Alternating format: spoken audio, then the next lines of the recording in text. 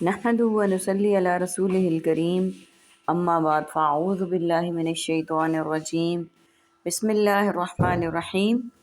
سورہ احزاب کی آیت نمبر 69 سے آج کے سبق کا آغاز کریں گے۔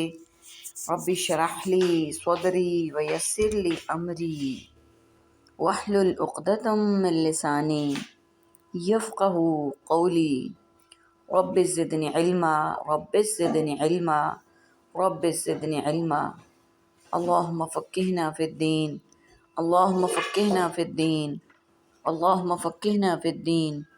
اعوذ باللہ السمیع العلیم من الشیطان الرجیم من ہمزہ ونفخہ ونفثہ۔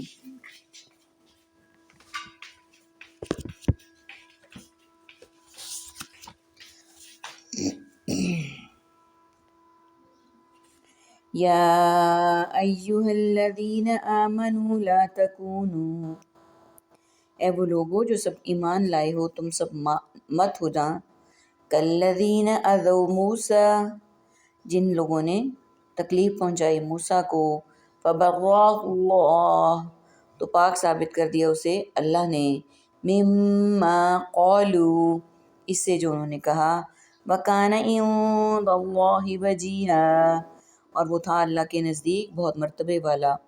یا ایہا الذین آمنوا، اے ایمان والو۔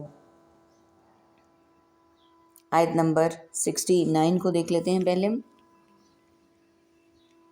اس کی تفسیر حدیث میں اس طرح آتی ہے کہ حضرت موسیٰ علیہ السلام نہایت باحیا تھے، چنانچہ اپنا جسم انہوں نے کبھی لوگوں کے سامنے ننگا نہیں کیا تھا۔ بنی اسرائیل کہنے لگے کہ شاید موسیٰ علیہ السلام کے جسم میں برس کے داغ یا کوئی اس طرح کی آفت ہے جس کی وجہ سے یہ ہر وقت لباس میں ڈھکا چھپا رہتا ہے۔ ایک مرتبہ حضرت موسیٰ علیہ السلام تنہائی میں غسل کرنے لگے، کپڑے اتار کر ایک پتھر پر رکھ دیے۔ پتھر اللہ کے حکم سے کپڑے لے کر بھاگ کھڑا ہوا۔ حضرت موسیٰ علیہ السلام اس کے پیچھے پیچھے دوڑے حتیٰ کہ بنی اسرائیل کی ایک مجلس میں پہنچ گئے۔ انہوں نے حضرت موسیٰ علیہ السلام کو ننگا دیکھا تو ان کے سارے شبہات دور ہو گئے۔ موسیٰ علیہ السلام نہایت حسین و جمیل اور ہر قسم کے داغ اور عیب سے پاک تھے۔ یوں اللہ تبارک و تعالیٰ نے معجزانہ طور پر پتھر کے ذریعے سے ان کی اس الزام اور شبہ سے برات کر دی جو بنی اسرائیل کی طرف سے ان پر کیا جاتا تھا۔ حضرت موسیٰ علیہ السلام کے حوالے سے اہل ایمان کو یہ سمجھایا جا رہا ہے کہ تم ہمارے پیغمبر آخر الزماں حضرت محمد صلی اللہ علیہ وآلہ وسلم کو بنی اسرائیل کی طرح ایذا مت پہنچاؤ، اور آپ صلی اللہ علیہ وآلہ وسلم کے بارے میں ایسی بات مت کرو جسے سن کر آپ قلق اور اضطراب محسوس کریں۔ جیسے ایک موقع پر مال غنیمت کی تقسیم میں ایک شخص نے کہا کہ اس میں عدل و انصاف سے کام نہیں لیا گیا۔ جب آپ صلی اللہ علیہ وآلہ وسلم تک یہ الفاظ پہنچے تو غضبناک ہوئے، حتیٰ کہ آپ کا چہرہ مبارک سرخ ہو گیا۔ آپ نے فرمایا، موسیٰ پر اللہ کی رحمت ہو، انہیں اس سے کہیں زیادہ ایذا پہنچائی گئی، انہوں نے صبر کیا۔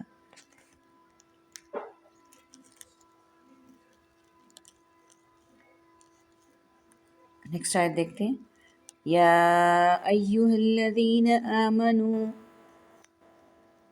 اتقوا اللہ وقولوا قولا سدیدا، اے ایمان والو سب اللہ سے ڈرو اور تم سب کہو بالکل سیدھی بات،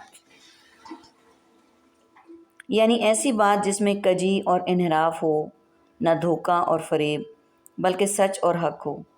یعنی جس طرح تیر کو سیدھا کیا جاتا ہے تاکہ ٹھیک نشانے پر لگے، اسی طرح تمہاری زبان سے نکلی ہوئی بات اور تمہارا اخلاق و کردار راستی پر مبنی ہو، حق و صداقت سے بالکل بال برابر انحراف نہ ہو۔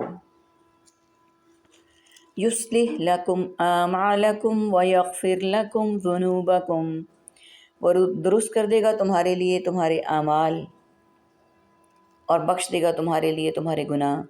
وَمَن يُطِعِ اللَّهَ وَرَسُولَهُ، اور جو اطاعت کرے گا اللہ اور اس کے رسول کی، فَقَدْ فَازَ فَوْزًا عَظِيمًا، تو یقیناً اس نے کامیابی حاصل کی، بہت بڑی کامیابی۔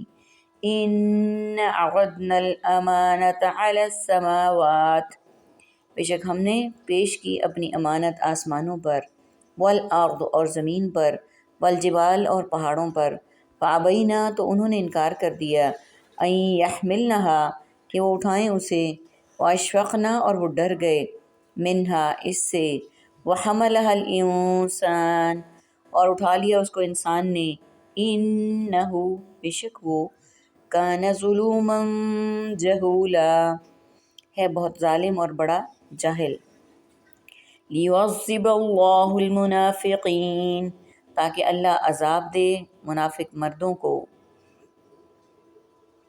آیت نمبر 71، وہ درست کر دے گا تمہارے لیے تمہارے اعمال اور وہ بخش دے گا تمہارے لیے تمہارے گناہ، اور جو کوئی اطاعت کرے اللہ اور اس کے رسول کی تو یقیناً اس نے کامیابی حاصل کی، بہت بڑی کامیابی حاصل کرنا۔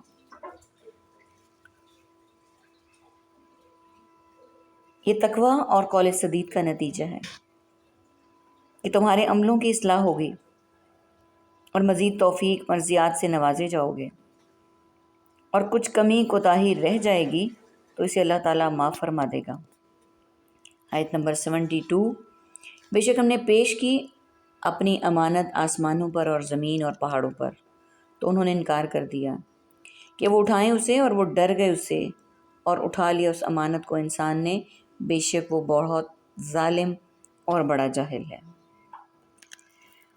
جب اللہ تعالیٰ نے اہل اطاعت کا اجر و ثواب اور اہل معصیت کا وبال اور عذاب بیان کر دیا تو اب شرعی احکام اور اس کی صعوبت کا تذکرہ فرما رہے ہیں۔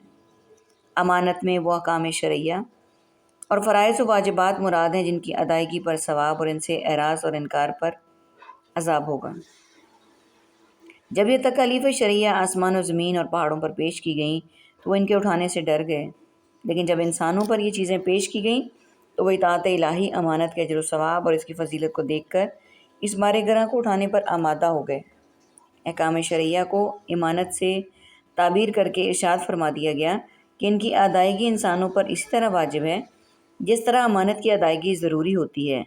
پیش کرنے کا مطلب یہ ہے کہ آسمان اور زمین اور پہاڑوں نے کس طرح اس کا جواب دیا اور انسان نے اسے کس وقت قبول کیا، اس کی پوری کیفیت نہ ہم جان سکتے ہیں نہ ہم اسے بیان کر سکتے ہیں۔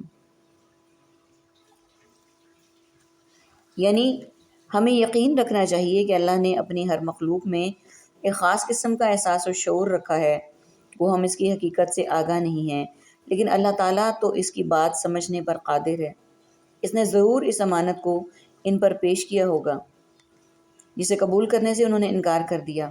یہ انکار انہوں نے سرکشی اور بغاوت کی بنا پر نہیں کیا، بلکہ اس میں یہ خوف کار فرما تھا کہ اگر ہم انہیں اس امانت کے تقاضے پورے نہ کر سکے تو اس کی سزا ہمیں بھگتنی ہوگی۔ انسان چونکہ جلد باز ہے، اس نے عقوبت و تعزیر کے پہلو پر زیادہ غور نہیں کیا اور حصول فضیلت کے شوق میں اس ذمہ داری کو قبول کر لیا۔ یعنی یہ بار گراں اٹھا کر اس نے اپنے نفس پر ارتکاب ظلم کا کیا اور اس کے تقاضوں سے اعراض اور اس کی قدر و قیمت سے غفلت کر کے اس نے جہالت کا مظاہرہ کیا۔ آیت نمبر 72، تاکہ عذاب دے اللہ منافق مردوں کو، والمنافقات اور منافق عورتوں کو، والمشرکین اور مشرک مردوں کو، والمشرکات اور مشرک عورتوں کو، ویتوب اللہ اور وہ توجہ فرمائے اللہ، علی المؤمنین مومنوں پر مردوں پر، والمؤمنات اور مومن عورتوں پر، وکان اللہ غفور الرحیم اور اللہ ہے بہت بخشنے والا رحم کرنے والا۔ یعنی اللہ تعالیٰ نے یہ بار امانت منافق عورتوں، اس میں یہ بتایا جا رہا ہے کہ یہ اللہ اس لیے کہ اللہ منافق مردوں اور عورتوں اور مشرک مردوں اور عورتوں کو سزا دے، مومن مردوں اور عورتوں کی توبہ قبول فرمائے، اور اللہ بڑا ہی بخشنے والا اور مہربان ہے۔ اس کا تعلق حملہ سے ہے، یعنی انسان کو اس کی امانت کا ذمہ دار بنانے سے مقصد یہ ہے کہ اہل نفاق اور اہل شرک کا نفاق و شرک اور اہل ایمان کا ایمان ظاہر ہو جائے، اور پھر اس کے مطابق انہیں جزا و سزا دی جائے۔ الحمدللہ الحمدللہ ثم الحمدللہ، آج ہماری سورہ احزاب مکمل ہو گئی۔ اللہ تعالیٰ سے دعا ہے کہ اللہ تعالیٰ ہمیں اسی طرح قرآن پاک کی تمام صورتوں کو پڑھنے کی، سمجھنے کی، سمجھانے کی اور عمل کرنے کی توفیق عطا فرمائیں۔